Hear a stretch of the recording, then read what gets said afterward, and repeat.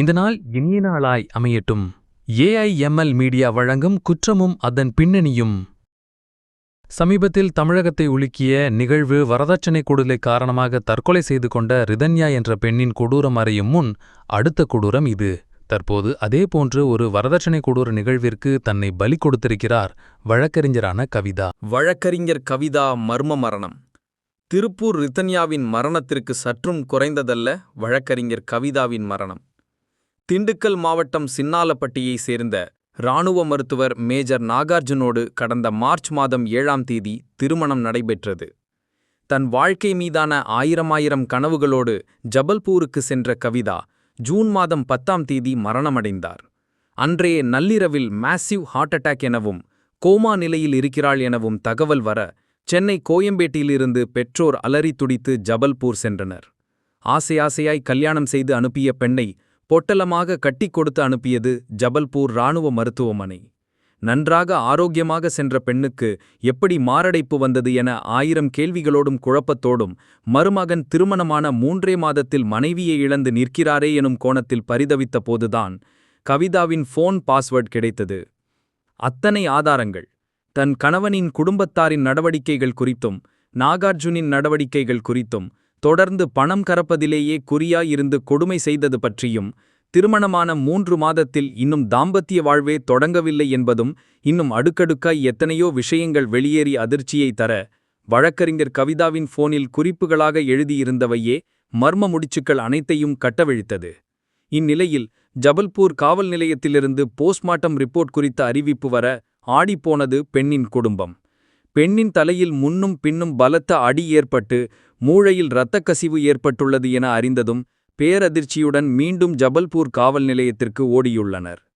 திட்டமிடலோடு சாதுரியமாக எந்த சந்தேகமும் வராதபடி நாடகமாடி பெண் வீட்டாரின் முழு நடவடிக்கைகளையும் அலசி ஆராய்ந்து அனைவரையும் சரிகட்டி தப்பத் துணிந்தது தற்போது அம்பலமாகியிருக்கிறது. மேலும் மருத்துவர் நாகார்ஜுனுக்கு பல பெண்களுடனான தொடர்பு இருப்பது தெரிய வந்துள்ளது. கவிதாவின் சாட் ஸ்கிரீன்ஷாட்டில் எனக்கு என்ன கொடுத்த அர்ஜுன் காலலை எழவே முடியல, ஏதோ தப்பா கொடுத்திருக்கேன்னு தன் டாக்டர் கணவரிடம் கேட்டிருக்கிறாள். கவிதாவின் திருமணத்திற்கு வரதட்சணையாக போட்ட 100 சவரன் நகையை கையகப்படுத்த அத்தனை கொடுமைகளை செய்திருக்கிறார்கள். லக்ஸூரி காருக்காக அத்தனை தூரம் பேசி வற்புறுத்தி வாங்கியிருக்கிறார்கள். உளவியல் ரீதியான துன்புறுத்தலோடு ஒருவக்கேலி செய்தும் பழைய ஆடைகளை கொடுத்து போட சொல்லியும் மனதை நொறுக்கி உளவியல் ரீதியாக சித்திரவதை செய்திருக்கிறார்கள்.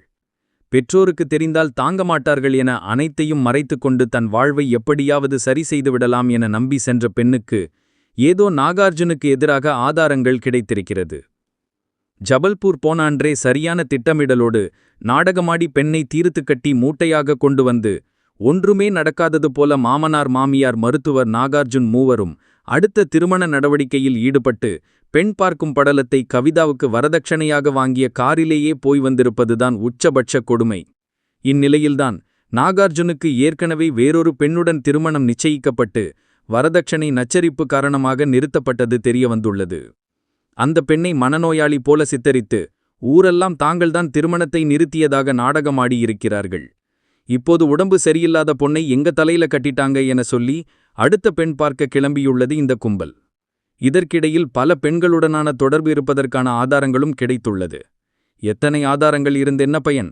வரதட்சணை கொடுமைக்கு ஆளாகி பலியான கவிதாவிற்கான நீதிக்காக பெற்றோர் ஜபல்பூர் காவல் நிலையத்திற்கும் சென்னை கோயம்பேட்டு காவல் நிலையத்திற்குமாய் இன்னும் எஃப்ஐஆர் கூட போடப்படாமல் பந்தாட வைத்திருப்பதுதான் கொடுமையிலும் கொடுமை.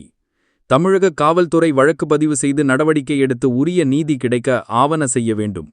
காவல் நிலையத்தில் புகார் கொடுக்க வந்த பாதிக்கப்பட்டவர்களை ஒருமையில் அழைத்து அலட்சியப்படுத்தி இன்னும் நோகடிக்க வேண்டுமா?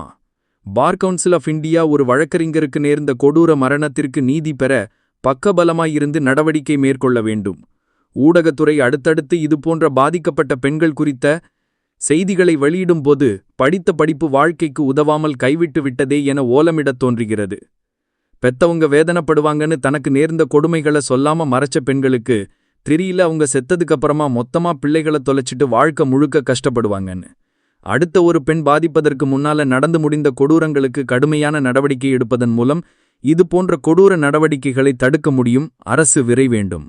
அதற்காக அரசு விரைந்து செயல்பட வேண்டும்.